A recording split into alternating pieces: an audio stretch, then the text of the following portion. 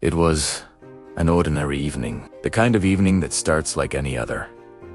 Emma, my wife, was in the kitchen, the hum of the oven warming up dinner, the smell of garlic and rosemary wafting through the air. Ethan, our son, was coloring in his favorite notebook at the kitchen table, his small legs dangling beneath the chair, his voice cheerful as he chattered about his day at school. I had just gotten home from work, tired but content. The kind of day that feels good because I'm coming back to the people I love.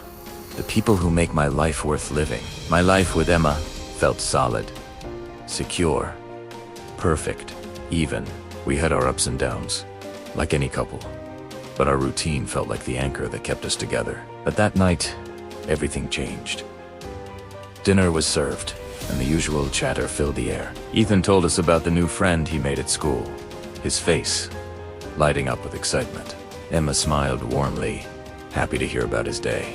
But then, as if out of nowhere, Ethan said something that stopped my heart cold. "Mommy was talking to Uncle Tom about kissing," he said, his words coming out like an innocent confession. I froze mid-bite, my fork suspended in the air. Emma's face, already tired, went pale. She shot me a quick glance, but before I could say anything, Ethan continued. "They were talking about it when I was in my room. Mommy said she liked it when Uncle Tom kissed her." I stared at him. My son, the one person who had no idea what he was saying, had just dropped a bombshell. My stomach twisted. Emma, my wife, the woman I thought I knew better than anyone else, had just been exposed. I didn't know what to feel. Shock, disbelief, anger. But most of all, I felt betrayal. I turned to Emma. "What is he talking about?" Emma quickly stood up, trying to act casual. "Oh, it's nothing. Just kids making things up," she said, brushing it off as though it didn't matter. But the way she avoided my gaze told me it wasn't nothing. I wanted to believe her. Primera ave tú? But the seed of doubt was already planted in my mind, growing quickly, turning into something darker with every passing second. That night, after we put Ethan to bed, I couldn't sleep. I lay in bed, staring at the ceiling, the words Ethan had said repeating in my mind like an endless loop. The idea that Emma had an affair, that she had been talking about kissing someone else, gnawed at me. But why would she? Everything seemed perfect. Our life together felt solid, even when it wasn't always easy. I tried to brush it off, but I couldn't. The more I tried to ignore it, the more my mind wandered. What if there was some truth to it? What if she had been hiding something from me? It didn't make sense, but I had to know. The next day, I casually asked her about it. "Emma, Ethan said something strange last night about you and Uncle Tom." Her response was quick, almost too quick. "Oh, it's nothing, really. Just a misunderstanding." I let it go, for now. But I couldn't shake the feeling that something was off. I wasn't paranoid. I trusted my wife, but trust, once broken, is hard to ignore. A few days later, I decided to take matters into my own hands. I didn't want to invade her privacy, but the Tao was too strong. That night, I waited until she went to bed and then, quietly, I took her phone from the kitchen counter. I didn't expect to find anything. I just wanted to ease my mind, to prove to myself that everything was fine. But what I found shattered everything. The phone opened to a text message from Tom. At first, it seemed like a harmless conversation, but as I scrolled, my heart dropped. There were texts about missing each other, plans to meet up, and the worst of all, "I miss you. Last night was amazing. I can't wait to kiss you again." I couldn't breathe. I was paralyzed, staring at the screen. Unable to comprehend what I was seeing. Was Betrayal? Had she really been having an affair? With him, my best friend. The betrayal cut deep. It wasn't just her. It was him too. Tom, the man who had been my closest friend for years. He felt sick, betrayed by both of them. I stayed there for what felt like hours, my mind racing, trying to process the truth I was staring at. The next morning, I couldn't pretend everything was fine. I had to confront her. When Emma walked into the kitchen, her usual smile didn't reach her eyes.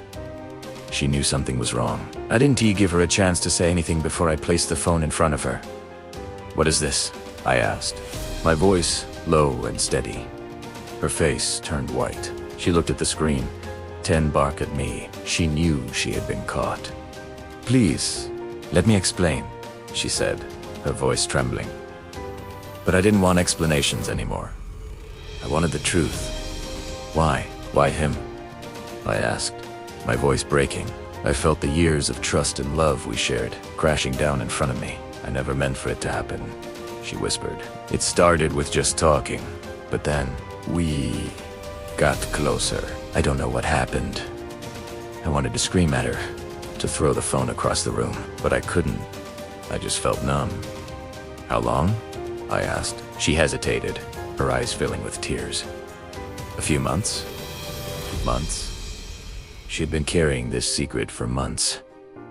I couldn't process it. I couldn't fathom how she could betray me like this.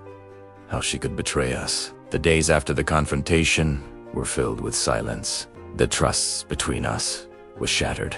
There were no apologies that could fix what had been broken. I couldn't even look at her without seeing the man she had kissed.